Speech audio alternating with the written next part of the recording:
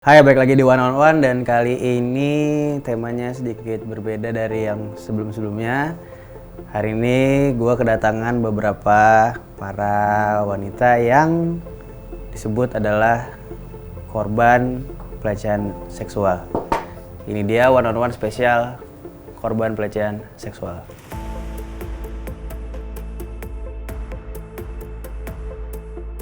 Coba kamu sini, aku disuruh Oral. Iya.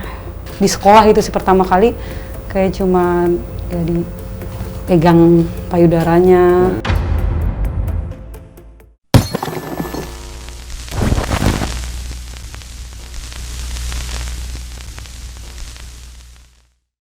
Halo Mbak, Halo Mas. kenalan dulu, namanya siapa, umurnya berapa? Aku Sarah, 37 tahun. Wina? Kak Wina. Iya. Usia berapa Kak Wina? 30 tahun. Vero. Wah, Vero usianya sekarang berapa? Usia Ya, 27.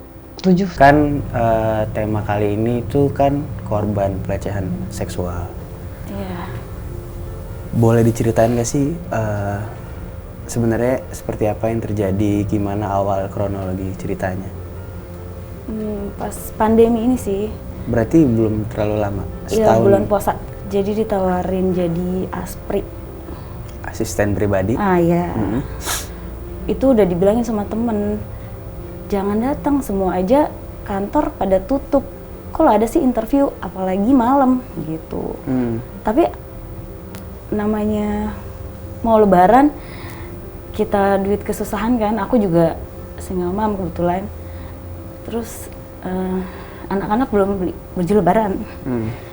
Jadi udah aku nekat, kali aja rezeki, jadi aku mikir gitu. Ya aku datang, kebetulan lagi puasa juga, itu di Cibubur. Pak, tapi aku pakai hijab gitu. Jangan, dia bilang gitu. Oh oke, gitu. Aku buka, terus udah ketemu orangnya di situ. Yaudah kita buka puasa dulu. Itu aku doang kan, dia berdua sama asistennya satu. Terus ya udah nanti kita interview ke kantor ya gitu. Di mana Pak? Pondok Rangon gitu, Pondok Rangon. Udah ke kantor, ngobrol kan, banyak juga tapi cowok-cowok semua, anak buahnya. Ngobrol, terus ya udah naik ke atas semuanya ikut, aku cewek sendiri.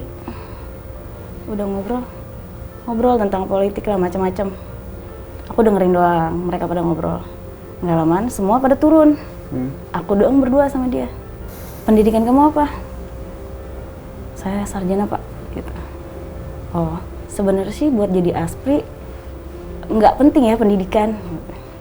Yang penting satu, kamu bisa mabok, bisa ngerokok, bisa nemenin tidur saya. Dia bilang gitu. Emang gitu ya Pak? Gitu. Iya, dia bilang gitu. Sebetulnya asisten saya banyak, cuman dia mengundurkan diri karena dia mau merit. Jadi makanya saya cari lagi. Kemarin juga ada yang interview, cantik S2, cuman dia nggak bisa kayak gitu. Makanya dia mengundurkan diri. Maaf Pak, emang harus Pak kayak gitu? Iya. Gitu. Terus dia bilang, iya itu, saya nggak penting pendidikan. Udah aku diem.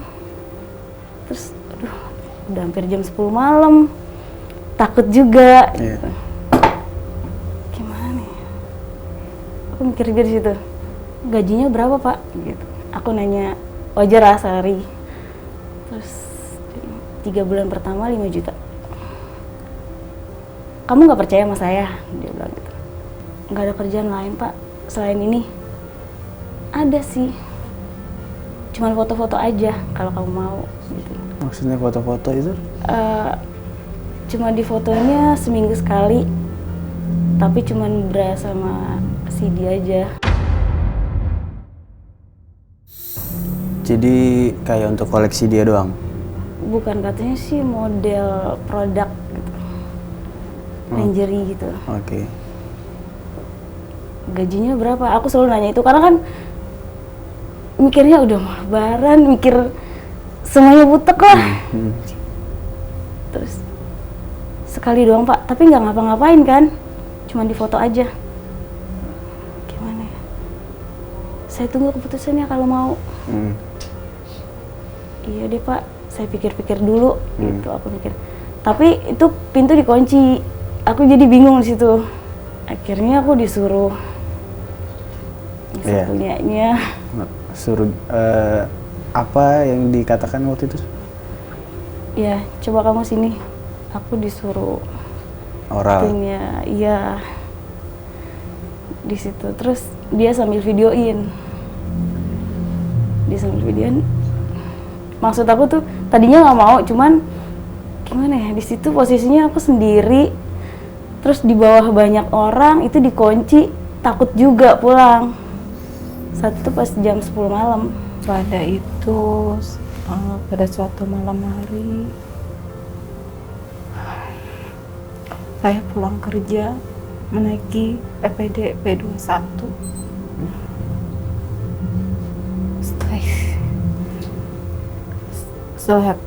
Pada saat itu penumpang penuh, saya menaiki bis dari pintu belakang. Pada saat itu saya berdiri, kemudian bis itu berjalan. Pas sampai di radio dalam, alhamdulillah ada penumpang turun dan akhirnya saya duduk. Habis itu saya tidur selelap.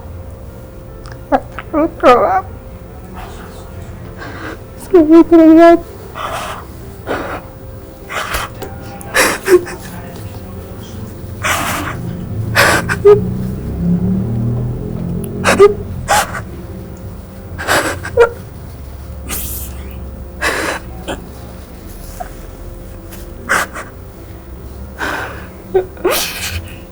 dan saya tidak sadarkan diri. Di samping saya ada seorang pria yang sedang memegang paha saya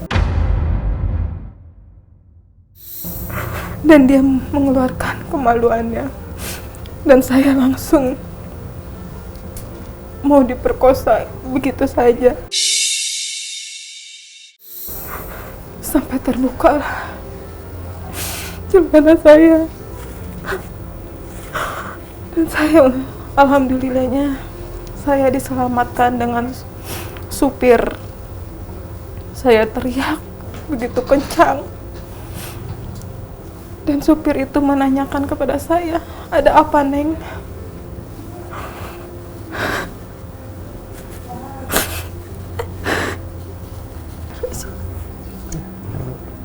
Oke, biar saya ulang ceritanya Mbak.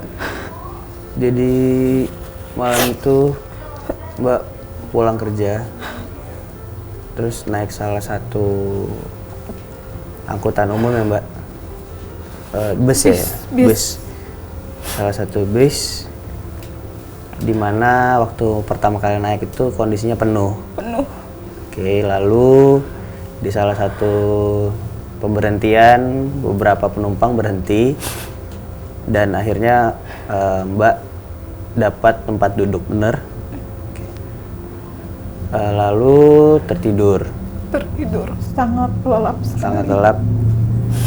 Tertidur tanpa tersadar. Saat bangun di sebelah Mbak ada sosok pria ya, yang tanpa Mbak sadari mungkin dari Mbak masih tertidur sudah melakukan pelecehan tuh Mbak, hingga parahnya sampai mengeluarkan alat vital.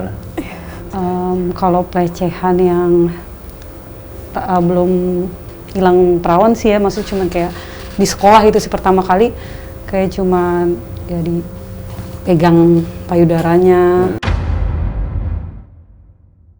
sama guru guru sekolah, di sekolah Jakarta Selatan, SD. Waktu itu SD kelas 4, ingat banget, SD kelas 4. Itu kayak, kan kalau misalnya kita mau masuk ke kelas itu kan harus ada 2 baris gitu kan. Yeah. Nah, salamnya kenapa zaman dulu itu kan, terus salam berbaris-baris, terus salim gitu kan, baru pada masuk 2-2. Itu pas kita salim itu, ya gitu kayak dipegang ininya. Okay. Kan kalau di situ tuh kita merasanya kayak cuman, oh sayang nih guru sama kita, ternyata itu bagian dari pelecehan juga gitu. Terus di toilet juga kan, toilet guru sama siswa itu kan guru pertama, siswa yang di ujung itu suka papasan sama guru nih, guru yang wali kelas kita ini suka kayak dipegang, suruh gini gitu, kayak ke daerah bawah kemaluannya juga. Jadi kalau papasan mau ke toilet gitu tiba-tiba tangannya set gitu megang. Iya, suruh megang ininya dia lah. Oh, dia malah yang suruh pegang. Iya, kayak gitu. Dan itu pun maksudnya dilakuin ke siswi-siswi lain juga? Yang saya lihat sih ada, tapi nggak semua saya lihat. Ada beberapa siswi juga kayak gitu. Dia ngelakuin seperti itu, dan ya yang guru itu aja sih, yang satu itu. Tapi masih suka keinget gak sih sama kejadian-kejadian seperti itu? Maksudnya suka kebayang-kebayang gak sih? Pastinya inget, cuman mudah-mudahan sih nggak ketemu sama orang kayak gitu. Dan lagi. bahaya juga, apalagi divideoin kan sama dia. Maksudnya jejak digital mungkin ada ketakutan yang tiba-tiba kesebar lah mungkin. Iya, sama yang di itu kan. Iya. Iya, makanya takut untuk viralin. Karena dia juga punya video dan dia juga orang berduit. Jadi dia counternya mungkin bisa jadi yang salah malah Mbak. Iya. Kenapa lo mau tanpa paksaan? Pasti kan ada alasan kayak gitu. Tapi yang Mbak tahu video itu nggak kesebar kan? Enggak sih.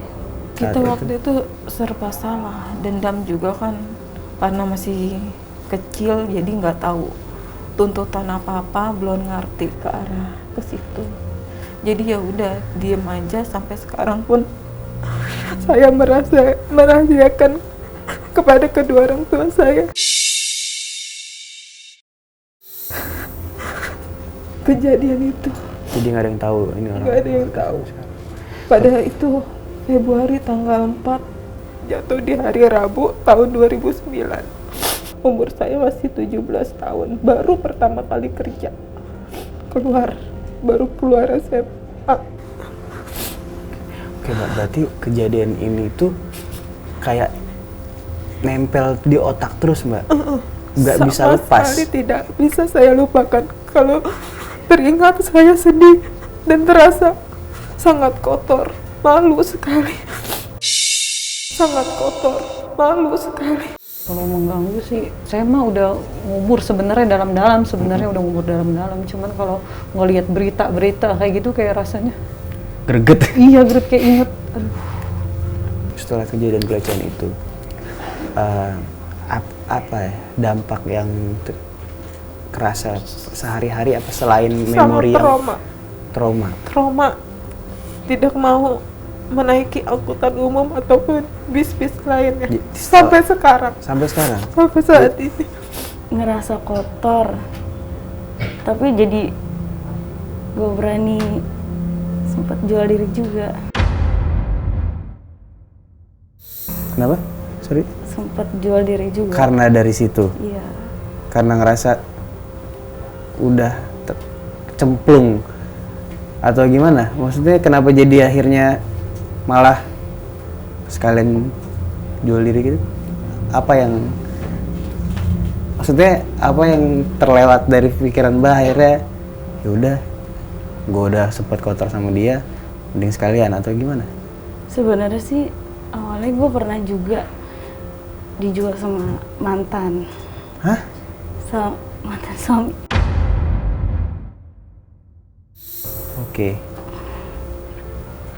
Berarti ada track record yang emang udah sedikit kesana, tapi korban jatuhnya dijual sama suami. Mungkin orang-orang nggak ngerti seperti apa itu Mbak. Jadi dia kan nggak kerja, terus karena gue cinta banget, gue nyari uangnya kayak gitu. Jadi dia nyariin, terus gue dianterin kayak gitu. Tapi selain itu apa pernah nggak ngalamin hal-hal seperti itu lagi? Alhamdulillah. Nggak pernah. Nggak pernah. Jadi selalu menjaga setelah itu. Menjaga. Kalau berarti cerita-cerita seperti ini, Mbak cuman curhatnya ke orang-orang terdekat aja ya? Kalau ini aib baru pertama kali dibuka. Yang ini siapa gitu? Sama sekali belum pernah cerita. Sama sekali belum pernah cerita. Kenapa nggak coba untuk lapor ke orang tua atau cerita ke saudara-saudara terdekat? Takut nggak boleh kerja lagi nantinya. Terdampaknya takutnya ke arah ke situ Dampak aja panjangnya jadi takut diomelin yang kayak udah jangan kerja lagi, nanti terjadi lagi. Oke, jadi lebih tuh takut yang untuk kedepannya ya. Pernah ketemu sama orang tua nggak? Enggak. Cuma udah lihat dari di Google aja. Oke, berarti yang bener orang terpandang juga mungkin. Pernah.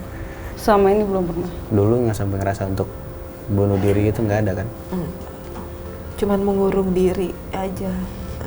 Takut keluar rumah. Berapa bulan ya? 8 bulanan. 8 bulan? Iya. Ngurung diri? Ngurung diri. Nah, itu kan pasti curiga dong? Iya, Bilangnya apa waktu itu? resign. Oh, Karena pengurangan bilangnya karyawan. resign karena pengurangan karyawan. Kalau bunuh diri sih Nggak. enggak sih, saya cuma pengen bapak sama mama. Mana cuma itu doang, pengen kayak Linglung berapa tahun gitu berarti Mbak ya? Iya, itu. Saya kan udah lulus SMP itu sampai nggak sekolah, udah di jalanan aja udah. Bunuh diri? Pernah. Itu pas mau cerai sama suami, tuh otak gue udah mau mati aja. Tiap naik motor gue tabrakin ke angkot. Kayak udahlah gue mati aja deh. Yang pas sama mantan suami? Batinnya itu sih yang paling hancur. Karena kan kayak gue udah korban parah banget deh. Sampai ngejual diri. Tapi ujung-ujungnya cerai. Pernah kayak coba untuk lapor ke pihak yang berwajib atau kayak komunitas-komunitas perempuan gitu? Nggak pernah sama sekali. Jadi memang benar-benar dipendam. Dipendam. Bertahun-tahun dipendam. Iya. Takut, tadinya mau viralin. Cuman dampaknya takut. Namanya orang berduit, kalah lah. Iya sih. Apalagi nanti merembet ke keluarga. Tapi sejak kejadian ini Mbak ya, pernah ngerasa trauma sama laki-laki nggak? Pernah. Kayak jadi takut kenal, Takut. jadi takut deket ke lelaki. Sampai dijodohkan sama orang. Yang berujung di pernikahan ini sekarang? Iya. Oke, jadi pernikahan ini dari dijodohkan. Takut sama lelaki saya. Berarti awal-awal kayak nikah gitu juga masih rada canggung dong? Canggung. 5 bulanan 5 bulanan. baru disentuh. 5 bulan baru disentuh. Dibilang trauma ya iya. KDRT juga kan. Banyak banget ya Mbak. Iya tapi gue gak pernah nyesal yang nama KDRT ya, gue gak pernah marah. Karena itu juga sebuah karma ya. Jadi dulu bokap juga sering gebukin gue. Gue anggap itu karma. Jadi kalau suami gebukin gue ya udah. Karena dulu bokap gue sering gebukin gue. Menurut Mbak sendiri deh, hukuman apa yang pantas untuk pelaku? Aku pengennya dia tuh harus menerima hukuman mati. Menurut saya, ya potong aja udah itunya. Total ya? Udah, itu aja. Tapi dari orang lain, dari sekitaran atau dari ya teman-teman luar yang jauh, pernah dengar mereka juga mengalami seperti ini? Maksudnya mereka ada yang pernah curhat nggak ke Mbak tentang mereka pernah dilecehkan juga? Pernah. Temen aku malahan Lebih parah? lebih parah, dibawa ke hotel. Di bawah hotel? Nggak sadar tapi? Nggak sadar, dikasih minuman apa gitu. Dia malah sampai dipakai. Iya. Dari mungkin sebelumnya dia dari kayak klub Dia malam. emang anak nakal. Oh, ngelobi. Oh, gitu. cewek dari klub malam nih. Dari cewek dari klub malam dikasih minuman ya, Mbak ya? Iya. Dikasih minuman sama orang lain lalu dibawa tanpa sadar. Iya, sama si om-om. Emang dia kalau pulang kerja selalu ngajak ngelobi yuk. Oh, maksudnya kayak nongkrong yuk, main Iya. clubbing gitu ya? Benar. Oh gitu.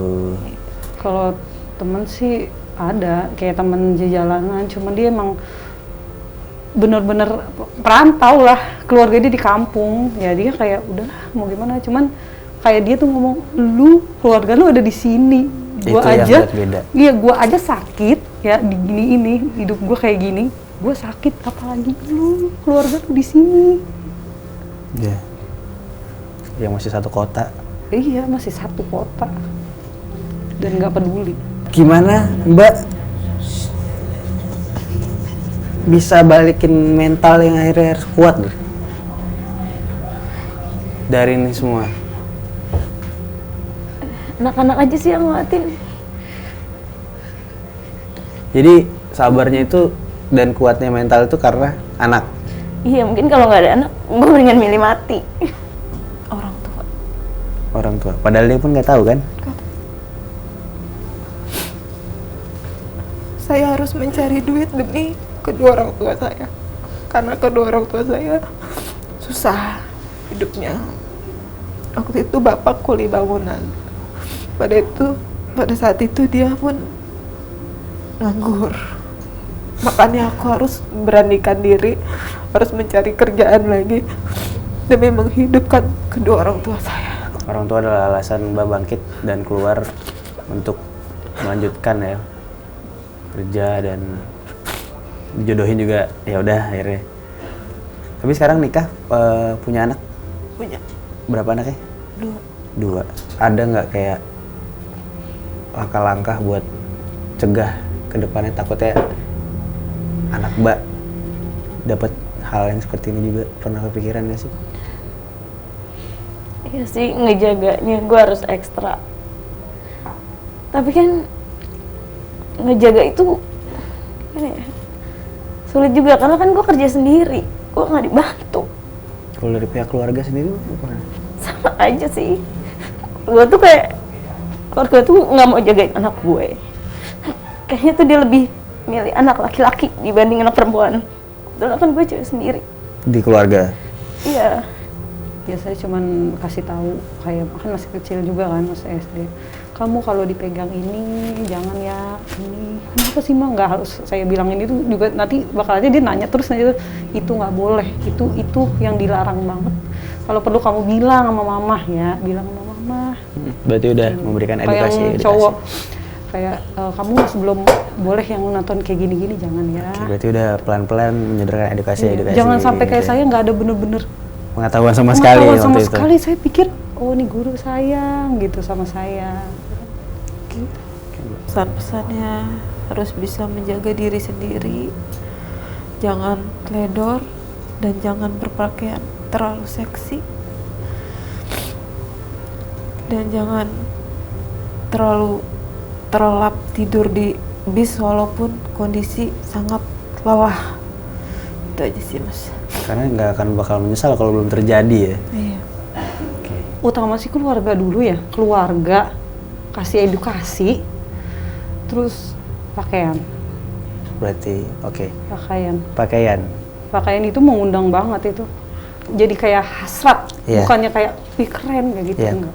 Beberapa lelaki memandang wanita pakai baju seksi itu bukan untuk style, tapi terkadang mereka mengasup dalam pikiran itulah sebuah hasrat yang harus dipenuhi. Ini kayaknya, jadi kan bisa kayaknya nih gue harus ini nih gitu. Harus nih, gue harus nyoba sama nih orang. Itu. Tapi apa sih yang mau dibilang sama orang-orang yang kena pelecehan seksual tapi masih diam aja kayak yang Mbak lakukan? Apakah diam aja itu bisa membuat kondisi kembali normal atau seharusnya emang cerita? Kalau menurutku diam aja, karena berjalannya waktu insya Allah Pudar. dengan sendirinya. Terakhir, apa yang Mbak mau sampaikan buat para pelaku pelecehan seksual yang masih berkeliaran bebas dan hidup tenang di luar sana? Kayak, lu punya keluarga juga gitu. Apalagi kalau lu punya anak cewek. Lu bakal ngerasain deh anak lu seperti itu. Bukan saya sumpah serapah ya. Lu akan lebih kejam anak lu diperlakuin sama laki-laki. Entah bukan atau diperkosa atau dia nantinya menikah di apa-apain sama laki, itu akan terjadi. Ya, hidup nggak bahagia lah. Nggak akan bahagia. Semoga pelaku di luar sana yang sering melecehkan seorang wanita bisa bersadar diri, bisa tobat, tidak melakukan pelecehan terhadap wanita lagi. Makasih banget udah hadir, udah cerita di sini. Makasih Mbak. Dan terima kasih udah menyaksikan One on One. Jangan lupa untuk komen, like, subscribe, dan share ke teman-teman bila suka dengan konten-konten di One on One.